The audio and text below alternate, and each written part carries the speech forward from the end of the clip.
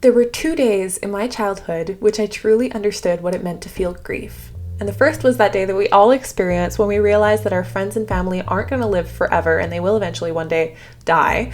And the second was May 31st of 2013, the day that Flipnote Hatena was taken offline. Flipnote Studio wasn't just a little app, it was our entire world. It was a place where kids could become fully fledged animators, where little inside jokes could become full trends online, and where creativity really had no rules, except the rule where you always had to credit the original creator. When Nintendo imported the Hatena service from Japan, it probably didn't expect to create a whole cultural phenomenon, but that's exactly what happened. The limitations are what made it fun, and to this day, I have not experienced anything to that same level of tight-knit creative community as I did between the period of 2009 and 2013 on my DSi. One moment we were all sharing our animations, having trends. It was literally the peak of the community. And then the next day, poof, it was gone. They didn't fund it anymore. The server was offline and you literally could not go online. The community scattered, and since then, no platform has even come close to recreating this since 2013. And here's the thing, I have been waiting for over a decade for something like Flipnote Studio to come back into the spotlight, for creativity to actually feel fun and engaging and community, but it hasn't. So I decided, fine, I'll make one myself. And so may I introduce to you SketchTube, the social media for animators, built with the same community-driven platform that Flipnote Hatena was. This is something that has not been existing since 2013, and I have just had this craving in my soul for this type of thing, where people can actually create and share their animations in a place that values them in the algorithm, where they don't have to fight for clicks for among all the other different genres.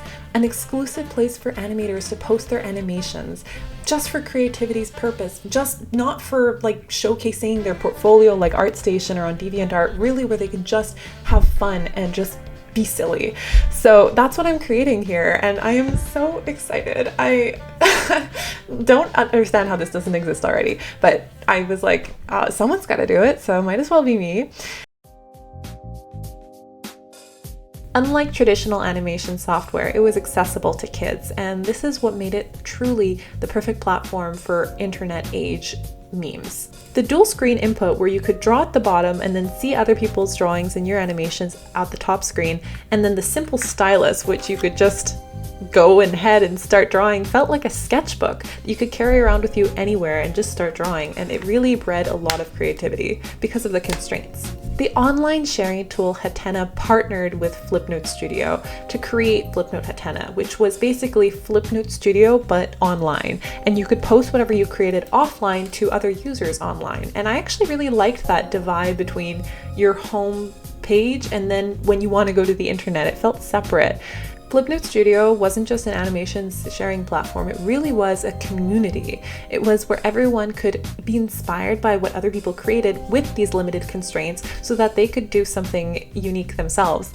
It felt like inspiring to see that other people could create such amazing things just simply with the stylus and the exact same hardware that they have. While there was still a pressure to go viral, it wasn't nearly as much as it is today because you couldn't monetize. It was purely for the fun of it, right? You can't make money from posting flip notes. It's just for yourself and for the community and to get stars, and stars aren't exchangeable for real life currency, unfortunately.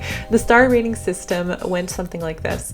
There were different color stars, and you could actually give unlimited green stars for some reason. So you could just click, click, click, click, click, and it's like you could heart an Instagram photo a million times. But then if you gave people other stars, then they could exchange them for themes for their creator room and other little perks like that.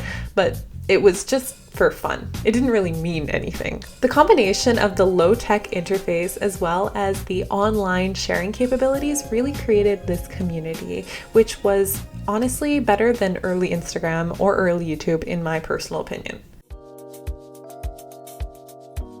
There were more constraints than just the physical hardware. The software also limited your color palette to just 3 colors, which some people did combine to create other colors, and that was really inspiring. You only had 7 modes of speed, so you couldn't go slower or faster than the set speed on the device. And there were only 3 audio tracks that you can combine to create audios. So people would take like the Sparta memes or anything with Mario or with Family Guy, and they would create their own version with the characters. There were so many like replicated audios. So the audio it's like a TikTok audio. You would take an audio and then you would just create your own video with that audio.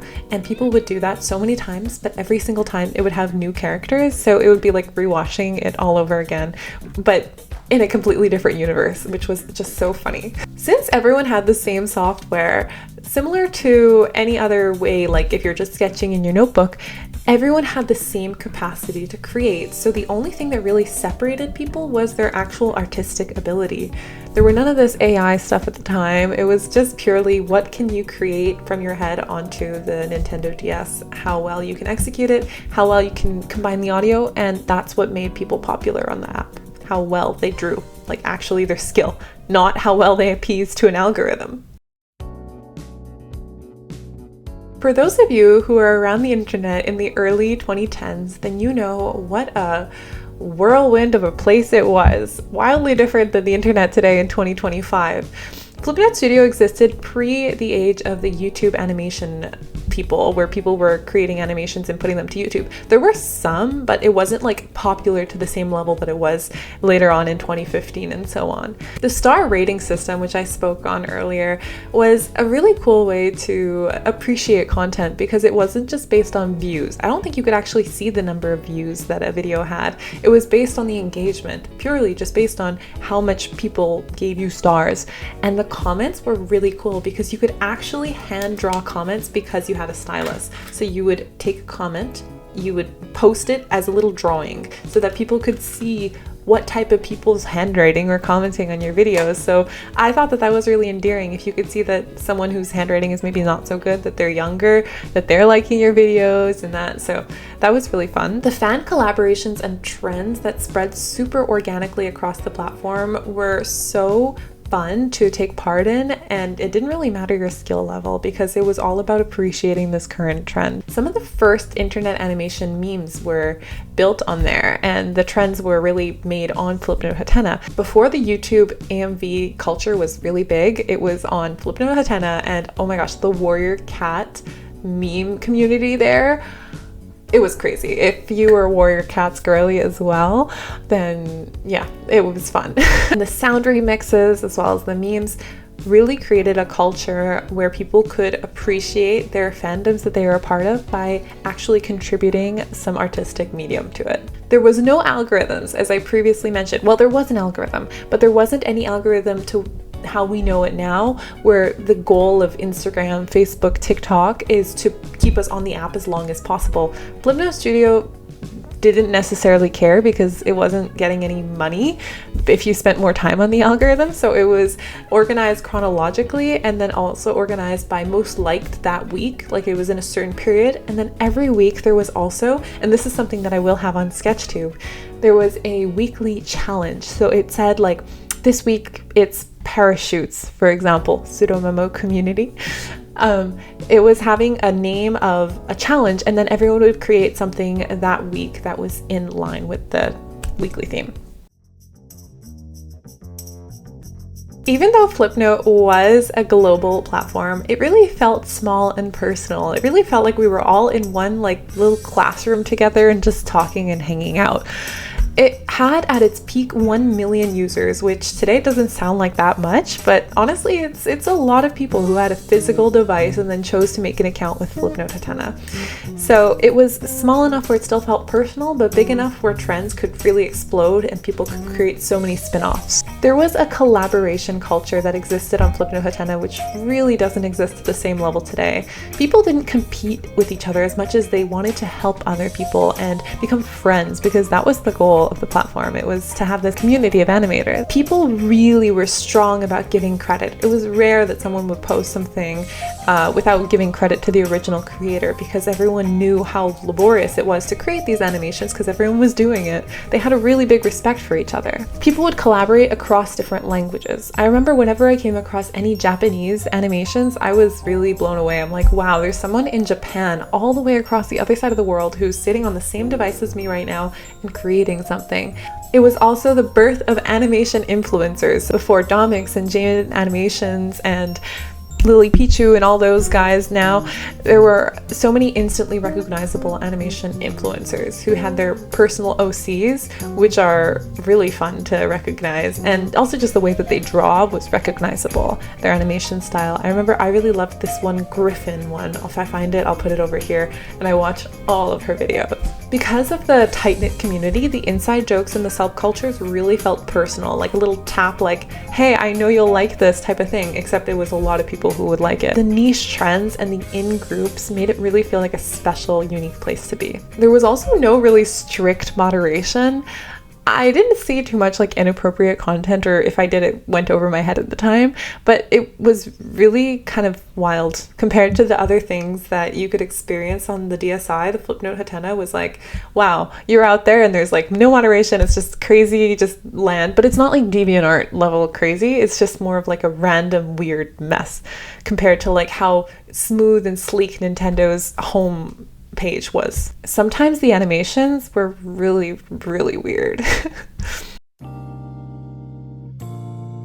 So as I said, one of the saddest days of my childhood was May 31st, 2013, the day that it was taken offline. And the reason was because it wasn't profitable.